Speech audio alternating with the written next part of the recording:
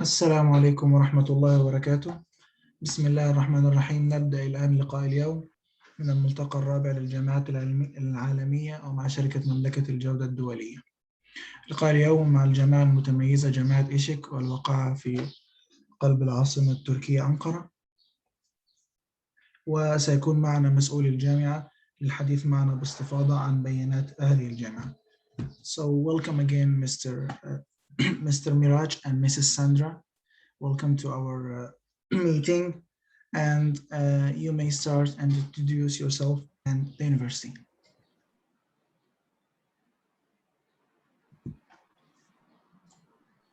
Do you hear me? Microphone, Sandra. We don't hear you. I'm sorry. Thank you for having us. We're so happy to be here. I'm You're going welcome. to start by Appreciate introducing myself. My name is Sandra. I'm part of the international office team. I'm responsible for the international student welfare and also part of the recruitment team. Miraj, you can also introduce yourself. Hello, everyone. Good afternoon. My name is Miraj Şahin, and I'm working for international office for prospective students, and also I'm working for international current students. And thank you for being here with us. Ms. Sandra will make a presentation for you, explain everything to you. And we just want you to ask a question. We hope we will answer all your questions here. I didn't hear. You want to ask a question? No, we want you to ask. We want from the students to ask us questions, a lot of questions. Yes, we'll be happy to answer all your questions. Yeah. Okay, first of all, we welcome you both and thanks for attendance. And yeah, you may start, and it's our honor to have you. Thank you. First of all, before you start, I have to say something. أعتذر من حضراتكم، هي الجامعة في اسطنبول مش في أنقرة. Yes, you may. Yes. Yes. Could you please make me a co-host so I can share the screen? Yeah, I can make you share the screen. This is.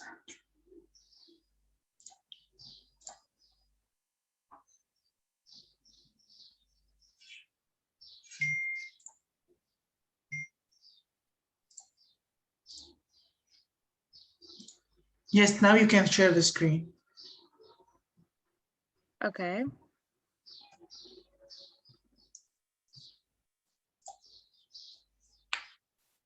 So we will start by showing you a mini video about our university. Yeah, okay, we see it now. Okay, great.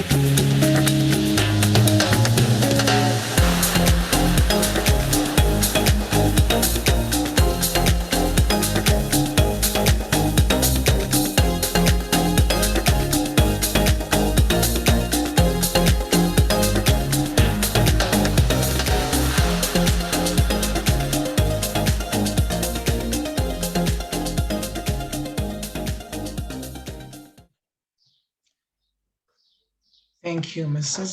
So, beg your pardon. ده حضراتكم كان فيديو تشويقي وتعريفي عن الجامعة، عن معلومات عن الجامعة والمساحة الواقعة عليها وبعض من تخصصات الواقعة فيها، وأيضا فيديو تشويقي عن بعض النشاطات الممتعة والرياضية اللي فيها.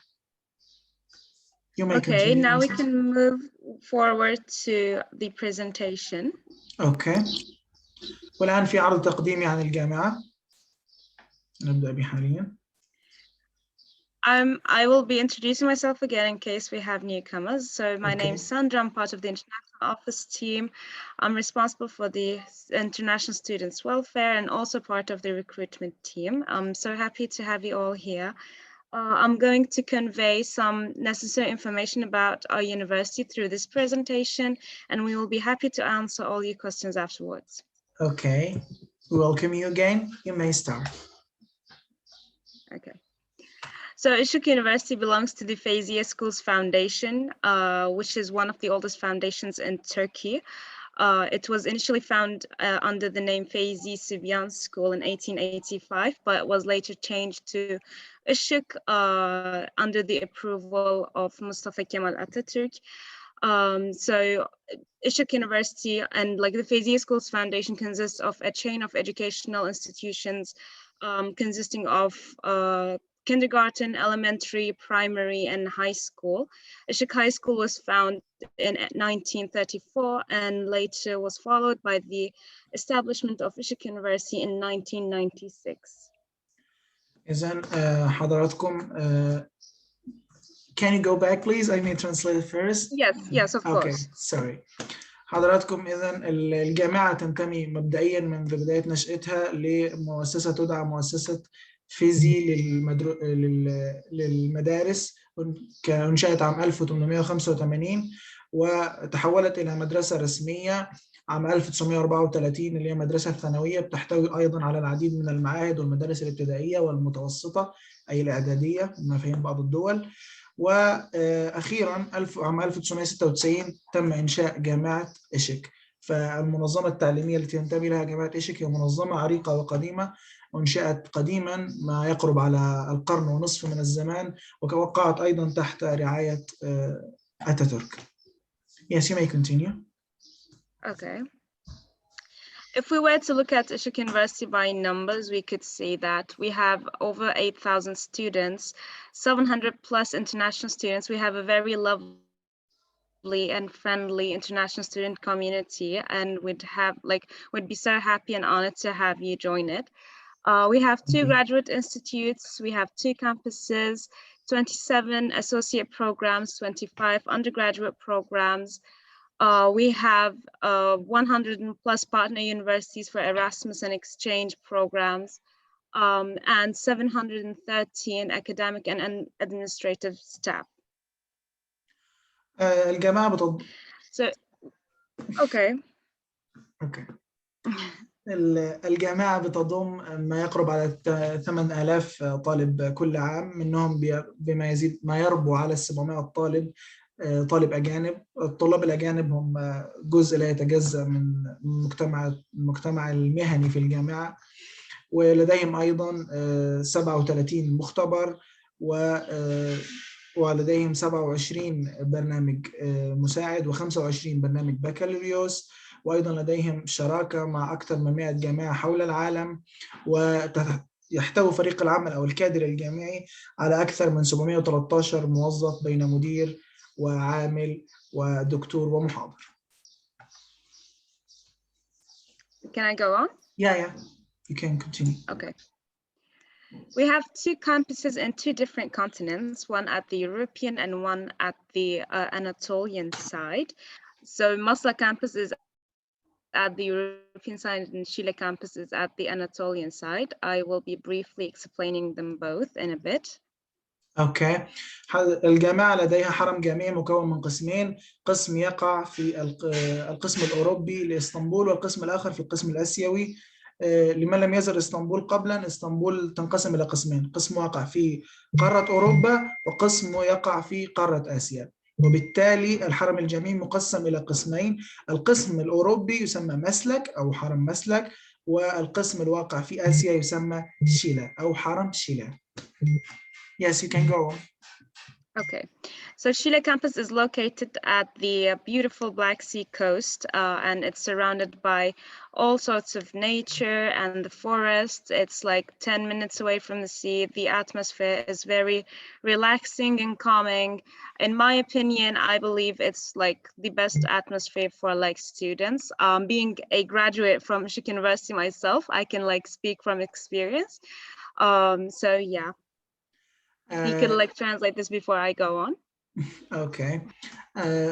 إذا الحرم الجامعي المسمى شيلا يقع على ضفة البحر الأسود، وهو من أجمل المناطق في تركيا صراحة، وحيث أن هناك المناظر البديعية خلابة. والمحاضرة بتقول عن تجربة شخصية لأنها كانت طالبة متخرجة من الجامعة. الأتموسفير أو الجو العام هناك بديع وبيساعد الطلبة بشكل عام وبيرد الروح زي ما بنقول بالمصري. Yes, you can go on. Okay. So we can see here that this is a mini map of the campus. We have our dormitories, we have several cafes, a social center consisting of cafes, like also like sport facilities.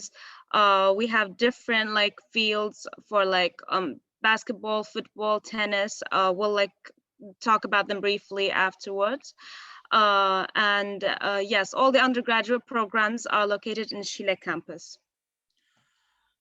دي خريطة مصغرة عن شيلا كامبوس أو الحرم الجامعي المسمى شيلا والواقع في القسم الآسيوي، حيث أنه يحتوي على العديد من الخدمات الجامعية والخدمات الرياضية، وأيضا الخدمات العامة، ومثلا الملاعب، الشواطئ. أيضا يحتوي على العديد من الأسواق وما إلى ذلك، إضافة إلى مباني الجامعة الرئيسية نفسها التي يتم الدراسة فيها. جميع تخصصات البكالوريوس متمركزة في هذا الحرم الجامعي. Yes, you may go on. Okay. Meanwhile, Masa campus is located at the heart of the business district of Istanbul. It's very approachable by all sorts of transportation. The graduate schools and vocational schools and programs are located in Maslak campus.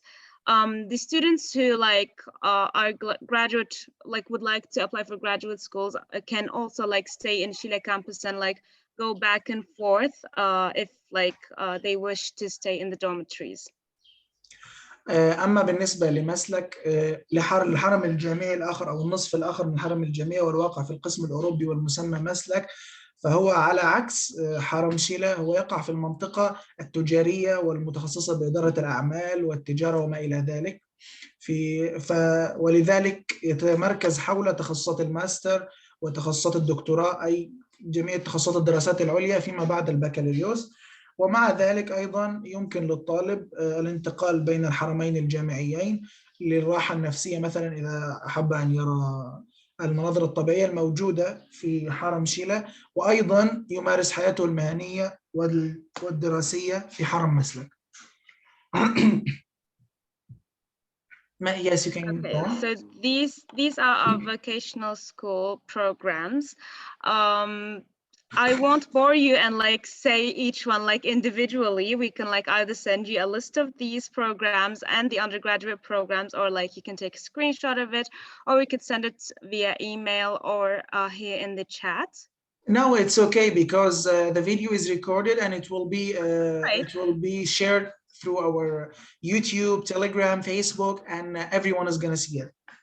Great. Okay. So our vocational schools programs can like consist of architectural restoration, graphic design, radio and television programming, fashion design, and also health services contain audiometry, medical documentation and secretariat, occupational health and safety, operating room services, optician, medical laboratory techniques, medical imaging techniques, first aid and emergency and anesthesia.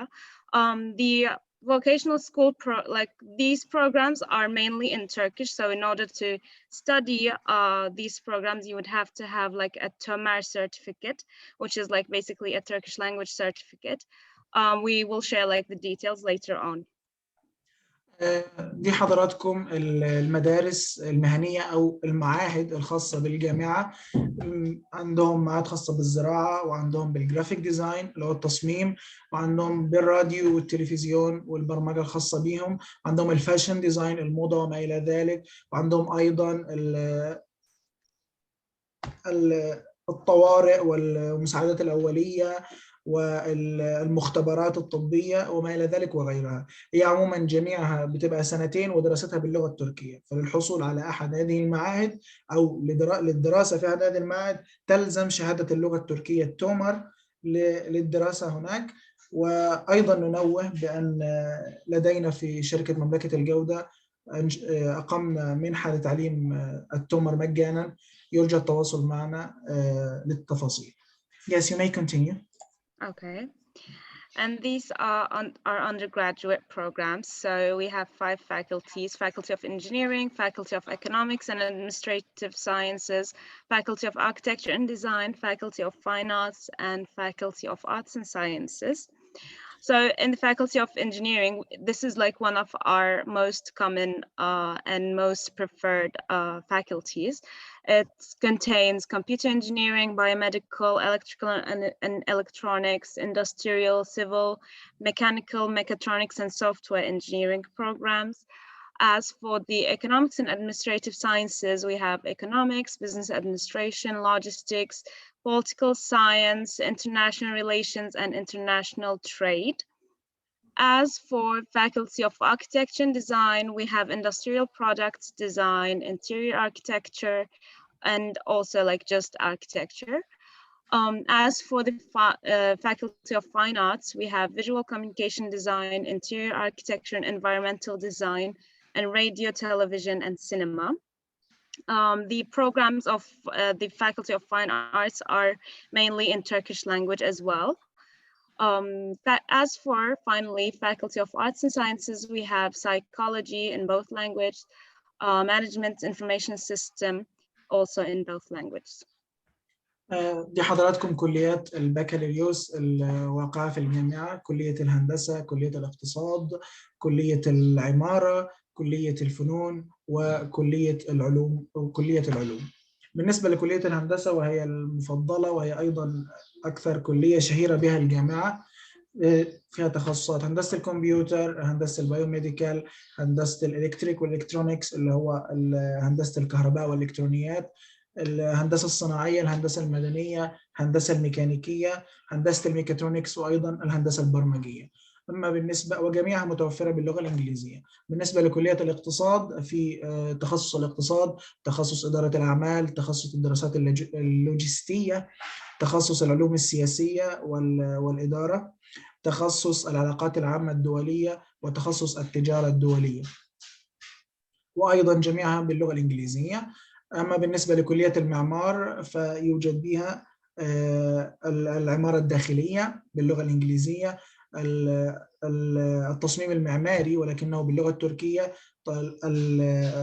العمارة باللغة الإنجليزية، والعمارة باللغة التركية. بالنسبة لكلية الفنون يوجد تخصص الاتصالات البصرية، وتخصص العمارة الداخلية أيضا أما باللغة التركية، وتخصص الراديو والتلفزيون والسينما، وجميعها باللغة التركية. أما بالنسبة لتخصص العلوم، كلية العلوم تحتوي على تخصصات مثل التخصص الطب النفسي وإدارة المعلومات، وأيضا جميعها تتوفر باللغة الإنجليزية وباللغة التركية. يرجى التنويه أن جميع الكليات فترة الدراسة الخاصة بها هي 4 سنوات فقط. Yes, sir, you can continue. Okay. So now I'll be talking about the campus life, which this is basically like one of my favorite parts of the presentation because I would get to like share some personal experience. I mean, lots of students go through like many conferences, and like they you know, experience lots of presentations talking about universities and stuff, but I believe like sharing some personal information would like make it like a little bit more you know, interesting, I believe. So Okay. here we have Chile campus. Chile campus is a very safe, green, and accessible campus. We have private shuttle services to and from Chile campus almost every 2 hours during the weekdays. Like the shuttle services go to the downtown of Istanbul, like one goes to like Maslak campus and the other goes to the Anatolian site, Kadıköy. Therefore, like, you know, being in Chile doesn't actually like make it difficult for students to like go to Chile actually. So it's very approachable, we can say. Yes. We have 24/7 open library and dormitories. So we have a bed capacity of over like 1,500 bed capacity in our dormitories. We have 3 different types of dormitories: blue, red, and orange. The students can choose according to their preferences. They can also like choose their room types, whether they prefer sea view, forest view, whether they prefer to be like in a single or triple or double person rooms. Also, our library is actually one of the favorite places to the students, especially during the exams, because all the students gather there to study together. So I think like overall we have, you know, a very warm and friendly university. Like we are like a big family. Okay. Oh, So okay. would you please go back to the first Yes, of course. because I forgot to translate it. Now the one Yes. previous الآن بالحديث عن الحياة الجامعية أو الحياة الخاصة بالطلاب في الجامعة. دي صور من شيلة، من حرم الجامعة المسمى شيلة. وأيضا أهم خدمة عندهم خدمة الباصات اللي هناك بتشتغل على مدار الساعة، مما يعني إن هم ما بيكونوش معزولين، الطلبة بتكونوش معزولين عن بقية اسطنبول، لان اغلب الجامعات مثلا بتبقى الحرم الجامعي بتاعها معزول عن المدينه اللي هي فيها، وبيكون الخروج والدخول بوقت وما ينفعش تاخر وما الى ذلك. اما هنا لا، بالعكس، عندهم باصات بتروح وترجع على مدار الساعه، ويمكن تروح تتنقل بين قسمين الحرم الجامعي وبين اجزاء اسطنبول نفسها. Yes, you can go to the second slide. اما الان بالنسبه عندهم مكتبه كبيره جدا مفتوحه على مدار ال 24 ساعه وطوال الاسبوع، وبتسمح للطلبه بالدراسه فيها سواء فرادى او جماعات. وده بيعني ان اثناء الامتحانات ممكن للطلبه ان هم يساعدوا بعض في المذاكره، او ايضا اللي بيفضل يذاكر لوحده يقدر يذاكر لوحده. فهم يعني كما قالت بيعتبروا نفسهم عائله مصغره كلهم في بعض، يعني سواء الطلبه ام المحاضرين وما الى ذلك. أما بالنسبة للمساكن في الحرم الجامعي يتراوح السعر بتاعها من 1800 إلى $2,800 للسنة الواحدة. Yes, sir, you can continue. Okay. We also have several cafeterias in Chile campus and also Maslak campus. Also, we have sports and social areas. As I mentioned previously, we have several basketball, football, tennis, volleyball courts, in and outdoors also. We also have like a sports facility for like gyms. And yes, that's all. أما بالنسبة للقسم الترفيهي في الجامعة، ففي كلا القسمين الخاصين بالحرم الجامعي توجد كافيهات، وتوجد ملاعب رياضية، وتوجد عديد من الأنشطة، وأيضا الصالات الرياضية والجيم والمسابح وما إلى ذلك، وجميعها متوفرة ومفتوحة على مدار الساعة. Yes, you can continue. Okay. We also have swimming pool, beach volleyball, and student clubs. I will be talking about these student clubs in a bit. We have over 58 student clubs containing of very different, you know, varieties of hobbies. You can like join any of them or like join, you know, many of them at the same time. It's all according to your preference. So we have Atatürk's Thought Club, Press Club, Billards Club, Computer Science and Technology, IT, club, biomedical society club, environment club, dance club, outdoor sports, electronics. So they basically are like not only for like the hobbies, but also like you can join the club of like your departments, you know, to discuss further information, further, you know, like if you need any help with the classes, or if you need any help like with finding, you know, talking to someone like a mentor about, you know, internships and stuff like that. Okay, can you please go back a previous slide? Yes, of course. Thank you. أما بالنسبة أولاً لديهم ملعب سباحة أولمبي، وأيضاً ده بالنسبة للنشاطات الرياضية طبعاً، ولديهم مثلاً ملعب كرة طائرة على الشاطئ، وأيضاً الأهم من ده كله عندهم نوادي للطلبة. Can we go to the second? بالنسبة لنوادي الطلبة عندهم نوادي بترضي جميع الشخصيات، جميع الهوايات، جميع الأذواق، جميع المتطلبات، أي شيء متوفر عندهم. نذكر منها على سبيل المثال الحصر.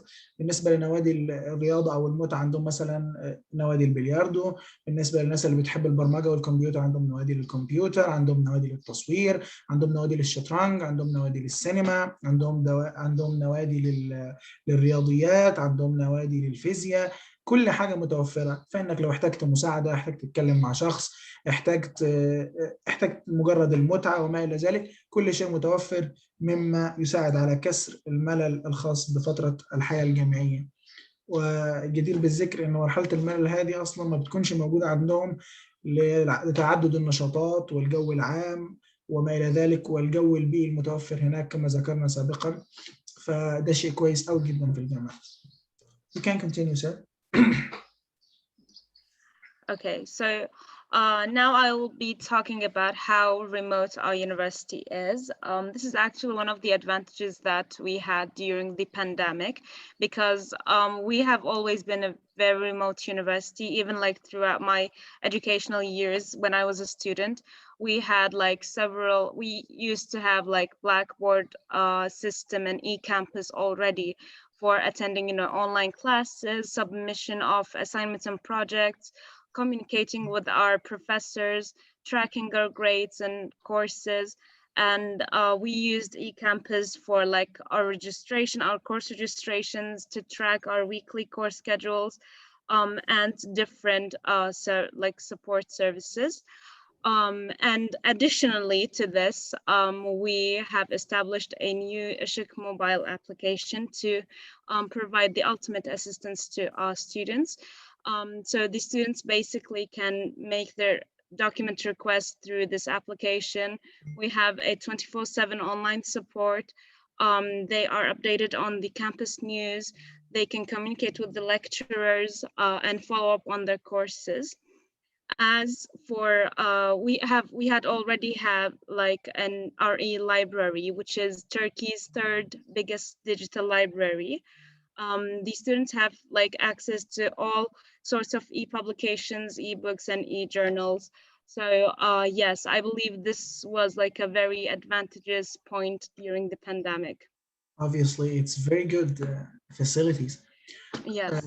حاليا أما بالنسبة لنظام التعليم عن بعد، فده من أحدى المميزات في الجامعة، خصوصا أن الجامعة من زمان بتهتم بالطلبة الأجانب. فحتى من قبل جائحة كورونا كان عندهم نظام للتعليم عن بعد أو نظام حرم جامعي إلكتروني من زمان، وده يجعلهم أنهم متطورين ومتميزين عن غيرهم بكتير جدا في نظام الدراسة عن بعد، وهو شيء بيقلق بعض أولياء الأمور وبعض الطلبة. فلا، هم هنا عندهم الدراسة عن بعد دراسة منظمة وكويسة جدا. أول حاجة عندهم تطبيق على التليفون، ممكن مفتوح على مدار 24 ساعة في كل الأخبار والحاجات الجديدة، ويقدروا يدخلوا منه لجميع أقسام الكامبوس الإلكتروني أو الحرم الجامعي الإلكتروني. أول قسم ومن أحد أميز الأقسام عندهم مكتبة إلكترونية، وتعتبر بالنسبة لتركيا ثالث أكبر مكتبة إلكترونية على مستوى تركيا، مش ثالث أكبر مكتبة إلكترونية بين الجامعات على مستوى تركيا عموما.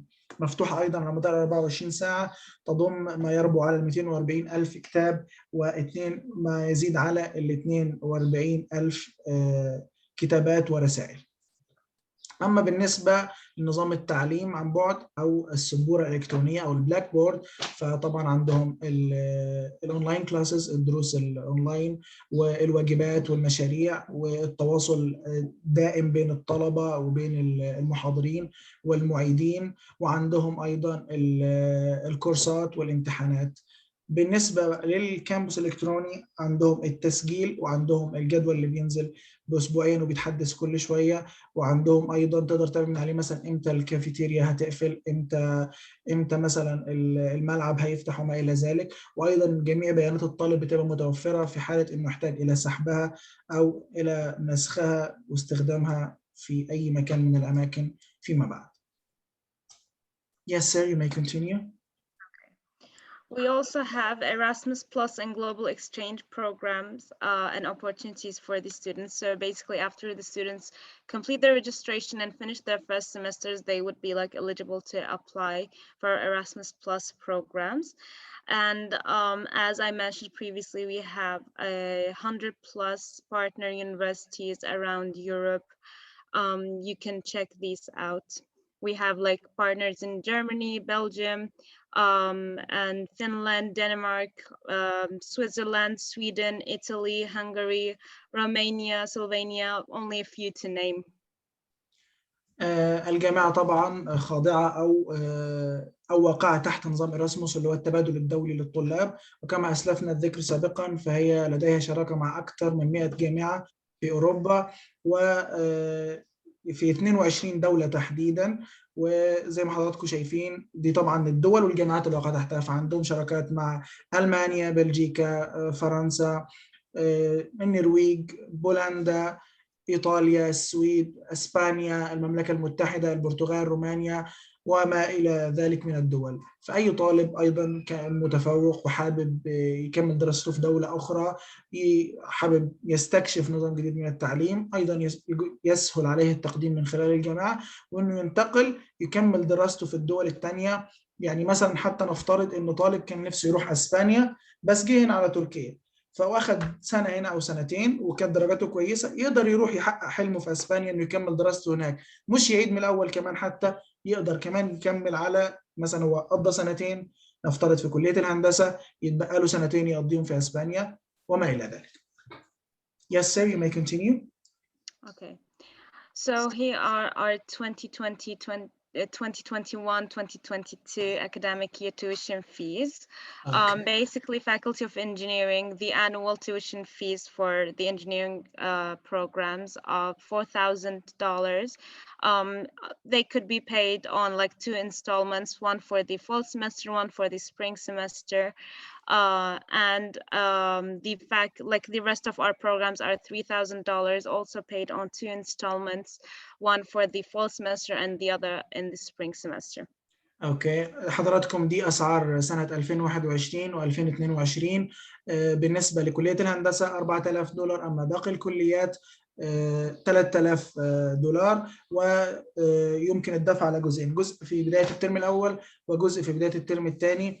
وحضراتكم ده كلام شخصي انا بقوله، هي ما قالتهوش.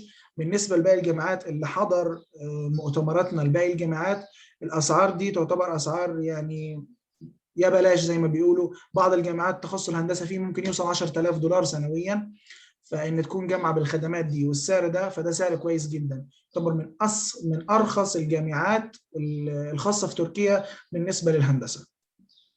I would like to add one other comment. I believe that these prices are very affordable to compared to the quality of education and the life experiences that we provide our students, as we have a very solid and concrete academic crew.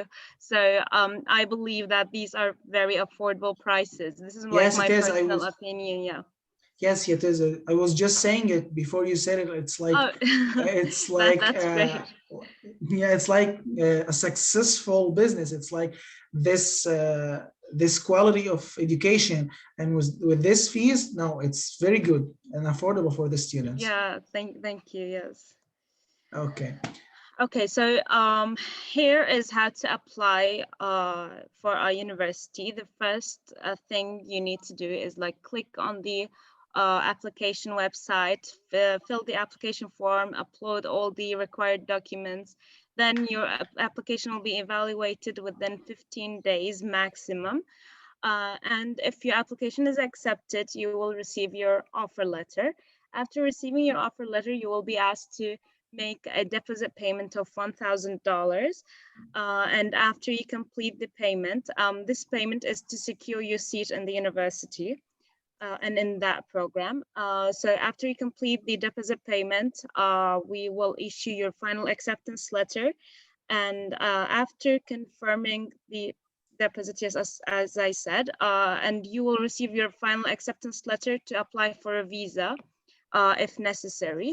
And after that, you will be able to make like your final registration, and we will like provide all the necessary information in regards to the registration later on. بالنسبة للتقديم، أول حاجة حضراتكم بتقدموا عن طريق الشركة. أول ما بتقدموا 15 يوم ماكسيموم، بالكتير قوي بعد 15 يوم بتكون القبول المبدئي عند حضرتك. بعد كده بتدفع $1000 للجامعة من باب حفظ المقعد، واول ما بتدفعهم بيوصلك خطاب القبول النهائي. بعد خطاب القبول النهائي بتقدر تطلع عليه طبعا الفيزا لو انت بره، بتقدر مثلا تطلع عليه الاقامه لما تيجي اقامه الطالب وما الى ذلك. وبتكمل طبعا مثلا لو تخصص الهندسه $4000، فال1000 ده بتدفع عليه 1000 تاني اللي هم يبقوا 2000 رسوم الترم الاول. وبس كده، وكده ساعتها نقدر نقول لحضرتك الف مبروك، حضرتك بقيت طالب في جامعه ايشيك. Yes sir, you may continue. Okay, so the required documents to apply are the high school diploma or international exam results, the high school transcript, photocopy of passport with identification information, English language exam score if available.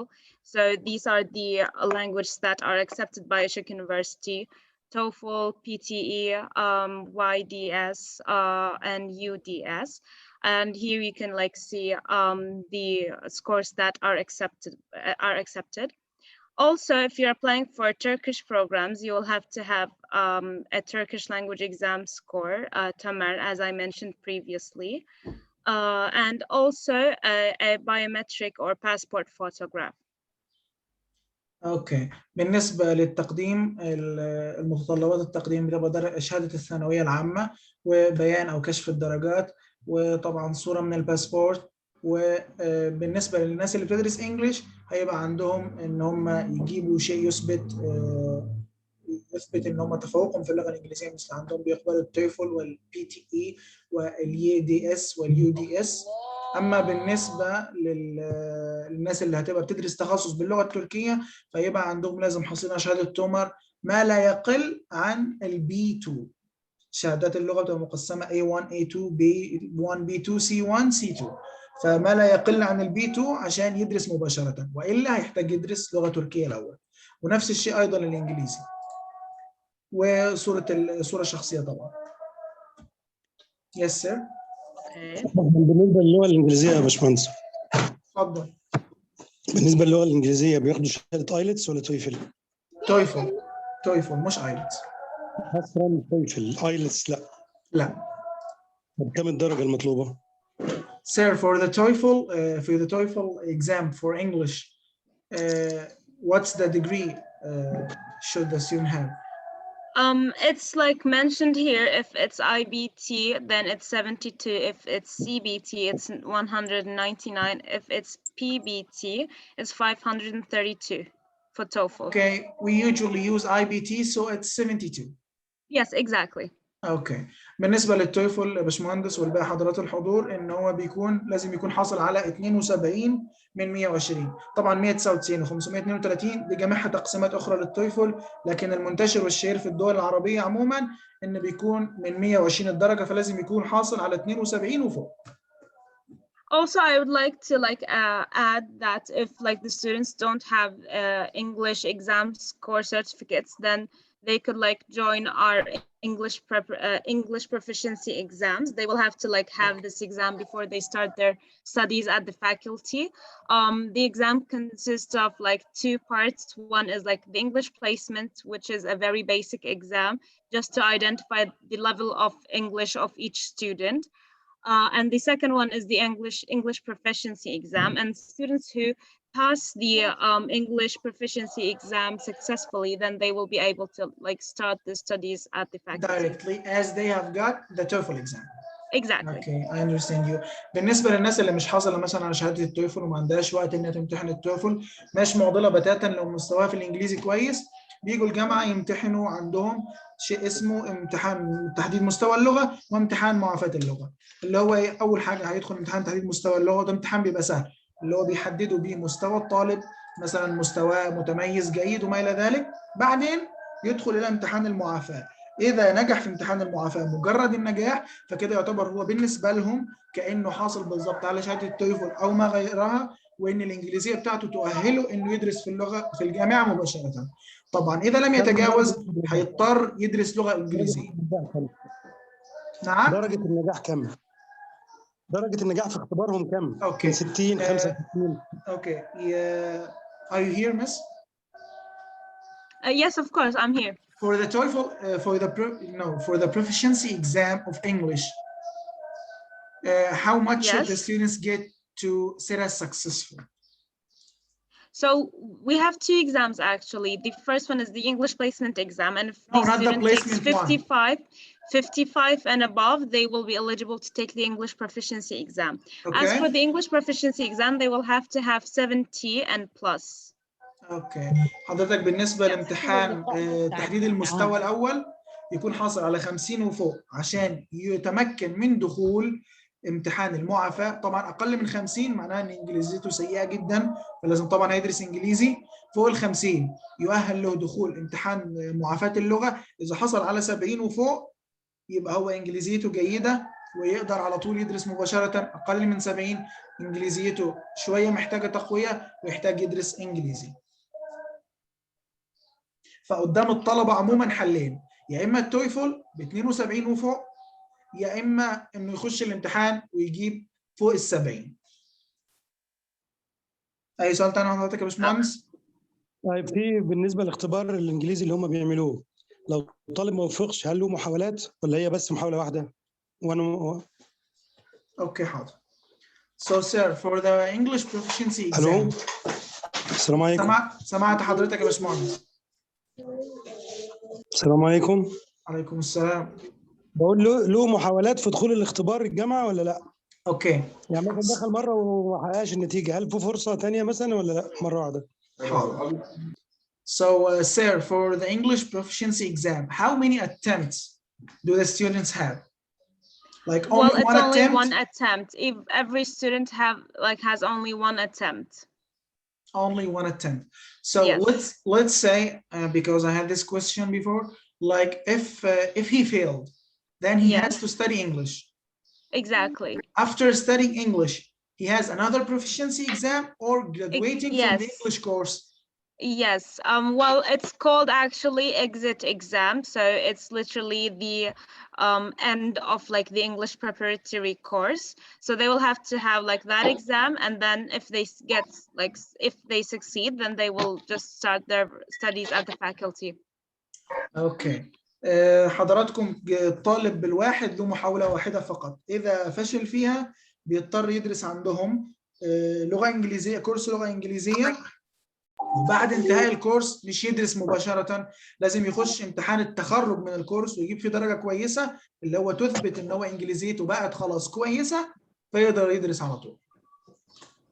طيب فرضا طالب دخل اختبار المراسل وكان حاجز اختبار تويفل ودخل اختبار التويفل وجاب النتيجة المحققة، يعتمدوها ولا يقولوا له انت انجليزيتك مش حلوة؟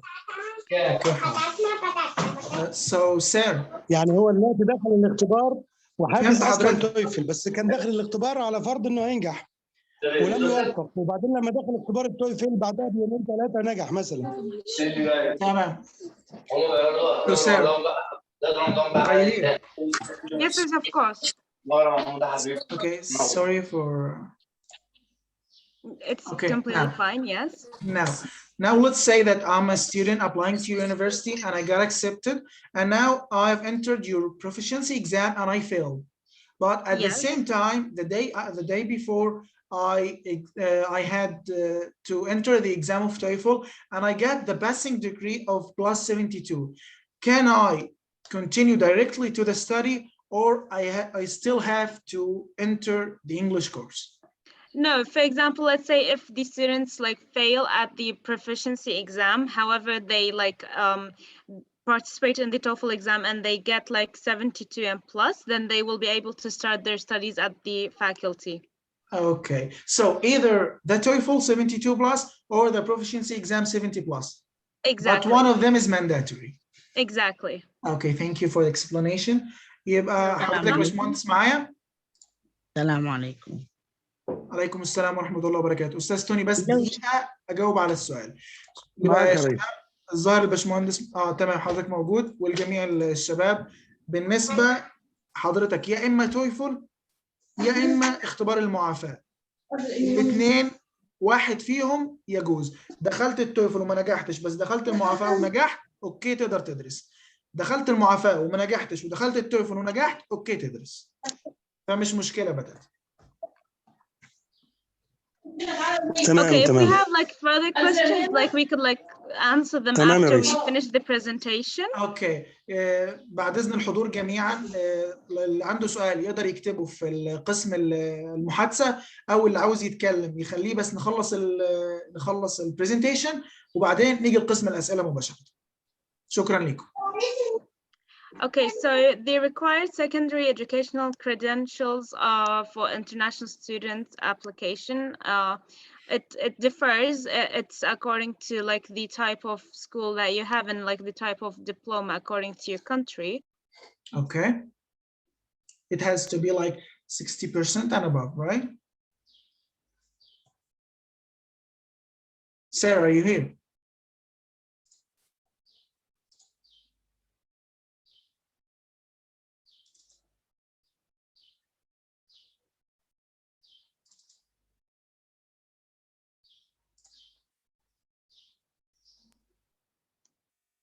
I couldn't hear you. Can you hear me? Is there a problem with the voice? Now I can, but we stopped at like the diploma of your country. Well, yeah, as I said previously, I'm sorry if like there's it's okay, no like, problem. seems to be a problem. Yeah, okay, according like to the kind of diploma of your country, whether it's like SAT or GCE or IB, you can like find all the scores that are accepted and required for the international student application here. Okay. حضراتكم دي بالنسبة طبعا للشهادات المقبولة في الجامعة. أغلب الشهادات الدولية زي الCAT والACT والGCE والIB وجميع الشهادات الأخرى وأيضا اليوس هو شهادة رياضيات تركية زي اختبار القدرات في السعودية كده، جميعها مقبولة ودي النسب قدام حضراتكم. أما بالنسبة عموما بالنسبة لشهادة الثانوية العامة لازم الطالب يكون حاصل على 60% وما فوق عشان يقدر يقدم على الجامعة. Okay, moving on. So thank you so much for having us here, and thank you for your time for listening to us. No, we appreciate Yes, so I would like to add that, you know, the university plays a very vital role in every student's life and shaping their future. So I'm wishing all the best for all the students who wish to apply for the university. And we would all be very happy and honored to like see you and have you join our eishik family. So we thank you too, and I appreciate your attendance and for your good presentation. And as for international quality, as for our students too, we thank you all for this enthusiastic presentation. So thank you so much. Now we're going to section parts, but before I have like the main questions has been asked, and the question that been I received on WhatsApp, and then I'll let the attendants to ask their questions. Okay? Of course. حضراتكم دلوقتي احنا انتهينا من العرض التقديمي وحاليا هنروح لقسم الأسئلة. أي حد عنده سؤال بأي شكل من الأشكال يتفضل وإحنا تحت أمره، يا يكتبه يا اللي عاوز يتكلم ويتفضل. اما عشان نتيح لحضراتكم الوقت انكم تكتبوا، فانا هسال الكام سؤال الاساسي في الشهير عن كل الجامعات، وبعدين حضراتكم عندكم الحق تسالوا اي حاجه. وكمان عندنا اصلا سؤال الاول. So first of all, I had a question in here before my questions. Someone is asking, is the hukuk department, hukuk Turkçesi? Oh no, we Oh, don't Because I have know in law. English. It's law. It's law. Yeah. No, You we don't have don't an have law university, right? school. Yes, no, we don't have it. لا للأسف تخصص الحقوق مش موجود، وزي ما أسلفنا الذكر أكثر تخصصات مشتهرة بها الجامعة هي التخصصات الهندسية، لكن أيضا يوجد تخصصات اقتصادية وتخصصات فنون وعلوم. السلام عليكم استاذنا. وعليكم السلام ورحمة الله وبركاته. تفضل هل حضرتك. عندهم خصومات؟ في خصومات بالسكيل اللي جايبه الطالب في الثانويه العامه، مثلا طالب مثلا جايب 6400. أنا كنت لسه هسأل السؤال ده. أوكي حاضر، تحت أمرك.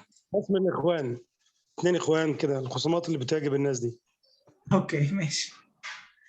So sir, we have a question. Are you here? Yes, of course. Okay, we have a question says that if a student get 100%, for example, at secondary school, or full degree of SAT or something else, do you have discounts for them, like scholarships or not? We don't provide any sort of scholarships or discount at the admission phase. Our prices are the same for all the students who wish to study at Eishik University. However, after these students complete their registration and finish their first semester, and if they excel and show a excellent performance in the studies and get a high GPA, they will be able to receive a success scholarship. And the success scholarship differs between 50%, 60%, or 100% if their GPA is really high. And also the success scholarship could continue if they continue to show an excellent performance in their studies. Okay, so thank you for that. And I think there is no need for scholarships with these fees. It's really good fees. I think it's affordable. Yes. I may know the answer of this question already, but someone is asking, do you have a medicine department? No, right? No, we don't have medicine. Okay, thank you. طبعا بالنسبة لتخصص الطب البشري لا يوجد تخصص طب بشري في الجامعة، فالجامعة هندسية أغلب الظن، ولا توجد بها أي من التخصصات الطبية. أما بالنسبة لسؤال حضرتك يا باشمهندس، فما فيش أبدا أي خصومات عند القبول نهائي. بالنسبة لأن الأسعار اللي في الجامعة أسعار تعتبر يعني سهل جدا على أي حد إنه يدفعها، ورخيصة جدا مقارنة بباقي الجامعات. لكن عندهم ميزة كويسة جدا للطلبة المتفوقين، إن عندهم شيء يسمى منحة التفوق. بعد أول ترم، أسف حضراتكم على الإزعاج، بعد أول السلام عليكم. عليكم السلام ورحمة الله وبركاته. بعد إذن حضرتك بس عفوا دقيقة واحدة. بعد أول ترم من الدراسة، إذا الطالب أظهر تفوق في دراسته، بيحصل على ما يسمى بمنحة التفوق، تبدأ من 50% على الأسعار إلى تصل إلى 100%. ودوام المنحة يعتمد على دوام تفوق الطالب. يعني متى الطالب ما بقى مش متفوق، درجاته قلت، تتوقف المنحة أو تقل على حسب درجاته. والله حتى في الأول أخذ 50% منحة على حسب درجاته، وبعدين درجاته ارتفعت، يجوز له أيضا إن منحته تزيد، تسمى منحة التفوق. أما منحة عند القبول بسبب إن درجاته في الثانوية عالية، أو هم مثلا 2 إخوان على سبيل المثال وما إلى ذلك، لا يوجد. تمام يا باشمهندس؟ وأيضا معلومة للجميع. تمام. حضرتك الأخ اللي كان بيسأل من ثانية، يتفضل. كنت حابب أسأل بس عن كليات التمريض، هل متوفرة ولا لا؟ تمريض ده؟ لا، التمريض مش متوفرة حضرتك مع الأسف. يعني كل التخصصات اللي موجودة تخصصات هندسية بس؟ مش هندسية بس، في تخصصات تبع كلية الهندسة وتبع كلية الاقتصاد وتبع كلية الفنون وكلية العلوم. دي أغلب التخصصات الموجودة. طيب أنا دلوقتي لو تعليم فني، هل يجوز إن هو ينفع يقدم، ولا لازم برضه شهادة ثانوي عام عشان يقدم في أي كلية من كليات الهندسة؟ تعليم فني؟ اه حضرتك بالنسبه للتعليم الفني ممكن تتواصل مع مستشارنا الاكاديمي، لان للاسف يعني انا مش يعني التعليم الفني اللي هو ايه؟ عشان انا مش ما كنتش في مصر. ينفع يدخل مع اللي هو ثانوي صناعي. ثانوي صناعي ثانوي صناعي، لا ينفع ثانوي طبعا صناعي يدخل. 5 سنين كمان مش 3 سنين، يعني انا اوريدي عامل معادله اللي هي 5 سنين. ينفع ايوه معايا طبعا تعليم ينفع فوق يدخل. متوسط. ينفع وزياده. ينفع طبعا، طالما ثانوي صناعي اكيد ينفع. كمان هو مش ثانوي صناعي بس، هو انا تعليم فوق متوسط، يعني كمان خلصت وكاني خدت معهد، يعني اللي هي المعادله بتاع كليه الهندسه. بالظبط. طيب ينفع يدخل بس حتى ولو بشهاده ثانوي الصناعي فقط بدون حتى المعهد. لا احنا النظام عندنا نظام 5 سنين على بعض، من بعد ثالثه اعدادي تتخرج بتعليم فوق متوسط، والمجموع انت بتجيبه في سنه 5 بس. يعني ما في السنه ثالثه دي سنه نقل عاديه، وبتدخل بعدها كليه هذا هندسه صح؟ بتطلع. بالظبط. ايوه ده في مصر. ده في مصر هنا. بالظبط، الشهاده دي تقدر تخولك ايضا انك تدخل هنا. تمام. طب ممكن اعرف ايه الشروط او ايه الاقسام اللي موجوده؟ الاقسام الموجوده وانا بالنسبه عامه للهندسه؟ لسه انا في سنه 5، يعني دي اخر سنه بالنسبه لي انا فاضل بالنسبه لي شهر بالظبط للهندسه وامتحن. عايز اعرف التخصصات الموجوده بالنسبه للهندسه. هندسه جميع التخصصات الهندسيه المعروفه، يعني هندسه الكمبيوتر، هندسه الكهرباء، ميكاترونكس الميكانيكا، البرمجه، ايه يا ربي، الهندسه المدنيه، الهندسه الميكانيكيه، الهندسه المعماريه، بس دي كليه لوحدها اسمها كليه المعمار.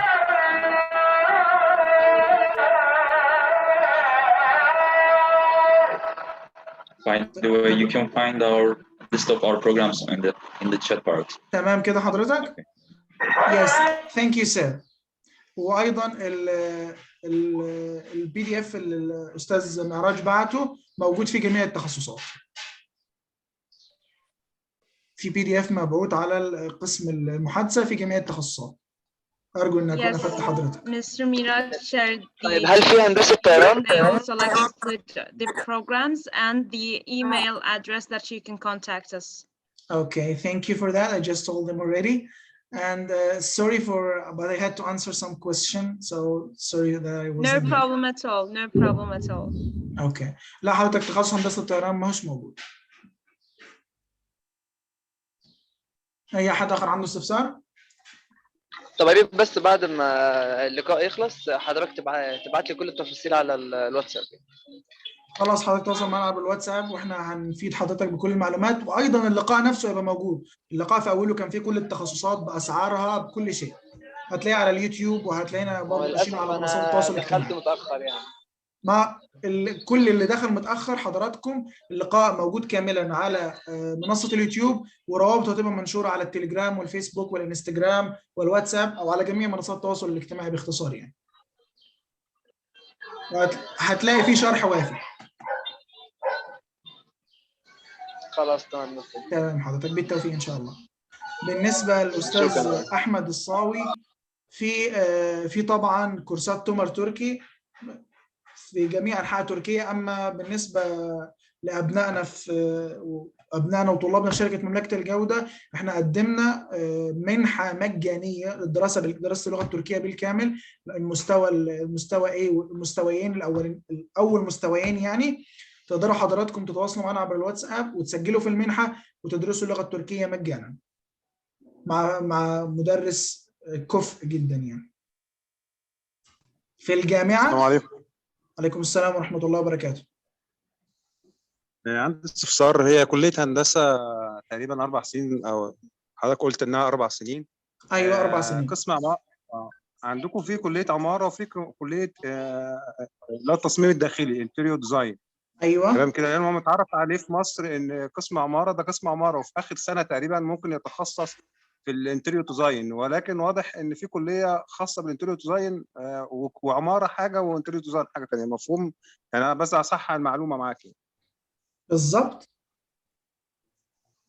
تمام. بس اتاكد بس بالمعلومه، لان انا متعرف ان العماره هي 4 سنين او 5 سنين، واخر سنه هو بيتخصص في التصميم الداخلي. لا دي كليه العماره زي حضرتك بتتكلم على مصر، صحيح؟ ايوه بالظبط. هو واضح ان هو في التخصص نفسه عمل له جامعه خاصه لمده ال4 سنين، هو تخصص جوه التخصص، وده ايوه. مختلف هنا تماما. مقسمينها عشان يبقى الشخص متخصص اكتر، يعني اللي عاوز يدرس انتيريور ديزاين بيبقى عنده ال4 سنين بيدرس انتيريور ديزاين، ولا يدرس عماره بشكل عام بيدرس ال4 سنين عماره. السؤال الثاني، واحد خد كليه، السؤال الثاني هو واحد متخرج من كليه هندسه قسم عماره جامعه خاصه في مصر، ممكن يجي ياخد سنتين دبلومه في الكليه، ولا لازم يعمل الدبلومه ويجي ياخد الماجستير في تركيا؟ لان انا عارف الماجستير لازم سنتين دبلومه الاول، بعدين يقدم في الماجستير بعد كده الدكتوراه. فهل ينفع يعمل الدبلومه في الجامعات في تركيا وبعد كده يكمل ماجستير، ولا بتبقى الطريقه ازاي؟ هو انا اعتذر من حضرتك بس ثانيه، لان اللي جاوب على السؤال ده الباشمهندس امام. باشمهندس امام حضرتك موجود؟ لان انا للاسف معلومه حضرتك مش عندي. حضرتك ممكن بيقول لحضرتك هو دلوقتي متخرج من كليه عماره في مصر، عشان مثلا يجي هنا يقدر ياخد سنتين دبلومه بعدين ياخد ماجستير. اوكي اتفضل. انا سمعت بيدخل هنا ماجستير على طول بدون دبلومه، حابب يدرس دبلومه حابب، مش حابب يدخل ماجستير مباشره يدخل ماجستير مباشره. وكمان ممكن هم يفيدونا الشباب بتوع جامعه ايشيك، اسال لهم السؤال ده، هل يقبلوه على طول ولا لا، وبيحتاج معادله ولا لا؟ اوكي حاضر. So sir, Yes. For someone who has already finished, like for example, I forget the question. For someone who already finished his undergraduate program in any other university, okay? Yes. First of all, you have master degrees, right? Okay. Yes, of course. Now, can he directly start to study master, or he have to get a diploma or something? No, he can like study master directly. يقدر يدرس مباشرة حضرتك أستاذ باشمهندس أيمن، صحيح؟ تمام. أيوه يقدر يدرس مباشرة بدون دبلوم. Thank you sir for answering. شكرا. عفوا لحضرتك. أي حد تاني حضراتكم عنده استفسار؟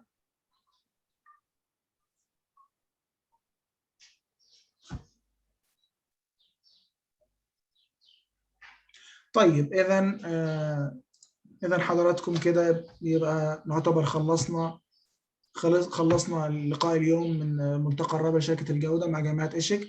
ولجميع الحضور والناس اللي داخله متأخر، اللقاء كامل هيبقى موجود على منصة اليوتيوب، ورابط اللقاء على جميع منصات التواصل الاجتماعي. وأيضا اللي ما لقاش شرح وافي عنده استفسار أو سؤال ما اتذكرش يقدر يتواصل معنا، وحضراتكم احنا متوفرين على مدار الساعة وهنجاوب على حضرتك إن شاء الله. وللتسجيل على الجامعة من قبلنا أيضا تواصل معنا أو زوروا موقعنا. شكرا لحضراتكم على حسن الاستماع، وشكرا على حضور اللقاء.